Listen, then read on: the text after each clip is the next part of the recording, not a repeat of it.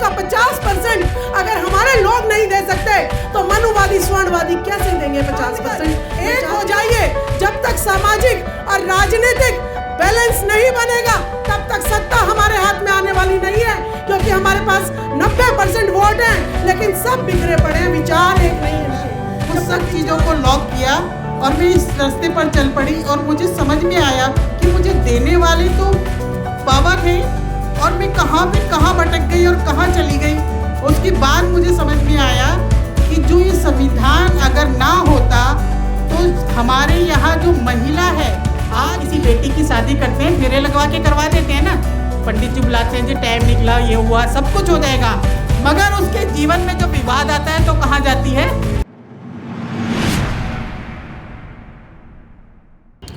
फूले जी, पेरियार जी, ललाई सिंह यादव जी, झलकारी बाई और बाबा साहब भीमराव अंबेडकर के चरणों में नमन करते हुए, अपने नेताओं जो कि मिशन का काम कर रहे हैं उनके चरणों में भी नमन करते हुए मैं आप लोगों के बीच में एक अपील लेके आई हूँ। जितने भी संगठन हैं हमारे SC ST OBC माइनॉरिटी के महिलाओं के, वो सब वी द पीपल, पैगाम, OBC फ्रंट, इन सबको एक धागे में बांधकर एक हो जाइए। जब तक सामाजिक और राजनीतिक बैलेंस नहीं बनेगा तब तक सत्ता हमारे हाथ में आने वाली नहीं है, क्योंकि हमारे पास 90% वोट हैं लेकिन सब बिखरे पड़े हैं, विचार एक नहीं है इनके। जब तक विचार एक नहीं होंगे तब तक वोट भी आपके एक नहीं होंगे। मैं अपील करूंगी अपने नेताओं से कि आप लोग अपने स्वार्थ की पूर्ति के लिए एक दूसरे को मत काटिएगा। हम मनुवादियों का, स्वर्णवादियों को दोष नहीं देंगे, दोष हम में है, तभी ये 90% बिखरा पड़ा है, क्योंकि हम चाहते हैं कि बस मेरा ही नाम चमकना चाहिए, मैं अपने साथी को साथ ना लेके चलूं। यह दुर्भाग्य है, इसीलिए मेरा बहुजन समाज पिट रहा है। मैं अपील करूंगी कि जो मंच है इस पे जाति अनुसार अगर बैकवर्ड 52 से 60% है तो यहाँ पर बैकवर्ड के वक्ता भी 52 से 60% होने चाहिए। अगर SC ST हमारा 22.5% है तो उसके आधार पर उसके नेता और वक्ता भी होने चाहिए। महिलाओं का 50% अगर हमारे लोग नहीं दे सकते तो मनुवादी स्वर्णवादी कैसे देंगे 50%? मैं चाहती हूँ कि जातिगत आधार पर सारे संगठन और राजनीतिक पार्टियां जो है अपना जातिगत संतुलन पहले ठीक कीजिएगा, तभी मनुवादी जागेंगे। 3 जनवरी सावित्रीबाई फुले, प्रथम शिक्षिका, ज्ञान की देवी, इनका एक प्रोग्राम जंतर मंतर पर 11 बजे शुरू होगा। 3 जनवरी सावित्रीबाई फुले जी की जयंती होती है, जंतर मंतर पर 11 बजे प्रोग्राम स्टार्ट होगा और 12 बजे उनको हम लोग उनके लिए पुष्प अर्पित करेंगे। महिलाओं का ये प्रोग्राम होगा। अगर आप महिला वक्ताओं को सुन सकते हैं तो मेरे सभी भाइयों से अपील है कि इन महिलाओं को नेता बनाइए और उस प्रोग्राम में सभी शामिल होइए। ये आपकी महिलाओं की तरफ से पहली पेशकश जो है जंतर मंतर पर होगी। आप लोगों का बहुत बहुत धन्यवाद और एकता दिखाइए, स्वार्थ छोड़ दीजिएगा। नाच गाना होता तो ये पंडाल से लोग नहीं जाते, लेकिन आज जब इनकी राजनीतिक भागीदारी की बात हो रही है तो लोग, जब मैं आ रही थी तो झुंड का झुंड बना के जा रहे थे। 5 घंटे भी हम लोग बैठ नहीं सकते, ये हमारा दुर्भाग्य है। तो ऐसा नहीं होना चाहिए। बहुत बहुत धन्यवाद आप लोगों का। जय भीम, जय संविधान, जय फूले, जय परियार। धन्यवाद। जय भीम, जय संविधान, जय भारत। अगर मैं आज आपके सामने खड़ी हूँ तो सिर्फ एक ही एक शख्सियत है, वरना इससे पहले तो नारी शक्ति को जो स्थान मिला हुआ था वो हम सोच भी नहीं सकते। आप जिसको अभी खड़े देख रहे हैं ना, मैं आपको अपना छोटा सा परिचय दे दूँ। मुझे अभी रैशनल बने हुए शायद अभी मुश्किल से 7 महीने हुए। मैं इससे पहले रैशनल नहीं थी, मैं एक कृष्ण भक्त थी और अचानक मैं YouTube पे बहुत कुछ ऐसा सुनती रहती हूँ। क्रांतिवीर भाई से बहुत टाइम से जुड़ी हुई हूँ और वोटर पार्टी से भी बहुत टाइम से जुड़ी हुई हूँ। तो अचानक एक वीडियो मेरे सामने आता है साइंस जर्नी का।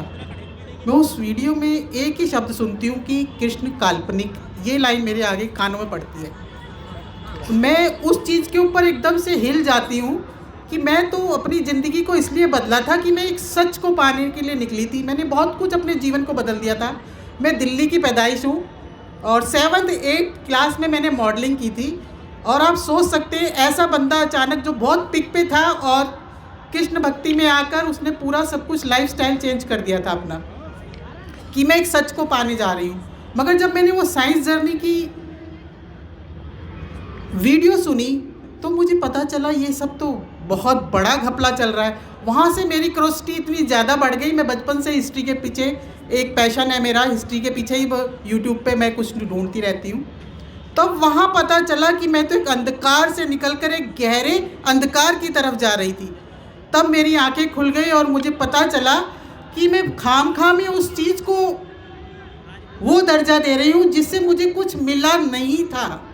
मुझे जो मिला है, अगर आप सभी कुछ आंखें खोलकर देखें तो आपकी परदादी की परदादी शिक्षित क्यों नहीं थी। अगर हमारे देश में इतने बड़े बड़े ग्रंथ थे, इतनी बड़ी बड़ी, आप कहते हैं कि ऐसे ऐसे पता नहीं क्या क्या रचना, क्या क्या हो जाता था, ये भी नहीं समझ में आता, जो सिर से भी बाहर निकल जाता है। आज अगर नेटवर्क चला जाए तो फ़ोन काम करना बंद कर देता है, मगर हम उसमें ऐसा ऐसा पढ़ते हैं कि जो लगता है कि पता नहीं कौन सी टाइम की बात हो रही है और क्या हो रहा है। तो उसके बाद मेरी जो खुल गया दिमाग एकदम से, मुझे समझ आ गया। मैंने 2 दिन के अंदर उस सब चीज़ों को लॉक किया और मैं इस रास्ते पर चल पड़ी और मुझे समझ में आया कि मुझे देने वाले तो बाबा थे और मैं कहाँ भटक गई और कहाँ चली गई। उसके बाद मुझे समझ में आया कि जो ये संविधान अगर ना होता तो हमारे यहाँ जो महिला है, आज भी आप कितना भी कह लीजिए, अभी बात हो रही थी धर्म की बात भी कुछ की गई, कुछ जैसे विश्वात्मा जी माननीय ने कहा कि आप हिंदू धर्म से नाम मत रखिए। मैं बहुत भाग्यशाली हूँ कि मेरे बाबा ने बहुत समय से किसी का भी नाम पत्रे या जन्म पत्रे अक्षर के हिसाब से नहीं रखा है। मगर आप आज भी एक चीज़ देखिए ना, आप क्यों नहीं कहते कि हिंदू रैशनल नहीं है? हिंदू रैशनल है, मगर आपको उसका कान ना घुमा के पकड़ना पड़ेगा। क्यों? आप किसी बेटी की शादी करते हैं, फेरे लगवा के करवा देते हैं ना, पंडित जी बुलाते हैं, जी टाइम निकला, ये हुआ, सब कुछ हो जाएगा, मगर उसके जीवन में जब विवाद आता है तो कहाँ जाती है? तब उसे बाबा साहब नजर आते हैं। उस पीड़ा से, उस दुख से, उस झंझावात से निकलने के लिए उसको पंडित जी का रास्ता नहीं दिखाई देता, वो ब्राह्मण का रास्ता नहीं दिखाई देता। वो कहाँ जाती है? कोई भी धर्म हो, कितना भी धर्म में चलने वाला इंसान हो, मगर अगर गहरे गर्त में जा रहा है, दुखों में जा रहा है, तकलीफ में जा रहा है, या अपना अधिकार लेना चाहता है, तो उसको कहाँ जाना पड़ता है? तो ये समझना होगा हमको।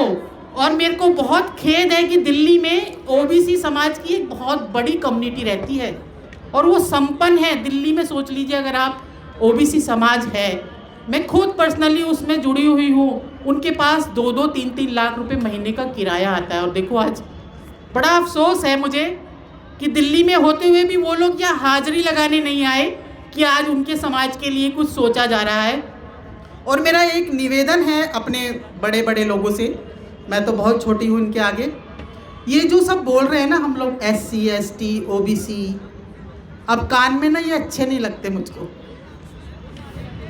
जो मेरा देश है, मेरा घर है, मेरी भूमि है, तो कौन आकर मुझे बाहर से ऐसा बना गया, ऐसा बना गया, और बिल्कुल ऐसा बना गया।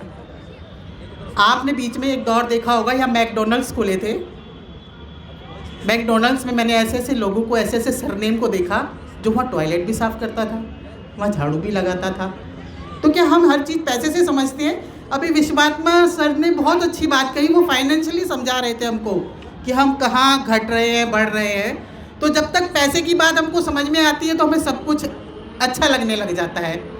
मैकडोनल्ड्स में जाकर एक उच्च श्रेणी वाला कहने वाला बच्चा भी झाड़ू उठा रहा है, वो वाइपर उठा लेता है, झाड़ू नहीं उठाता, तो वो स्टाइलिश हो जाता है, मगर हो तो रहा है ना। तो हमको सबसे पहले उन्होंने बिल्कुल सही कहा है कि हमें फाइनेंशियली स्ट्रॉन्ग होना पड़ेगा। यही समाप्त करती हूँ। जय भीम, जय भारत।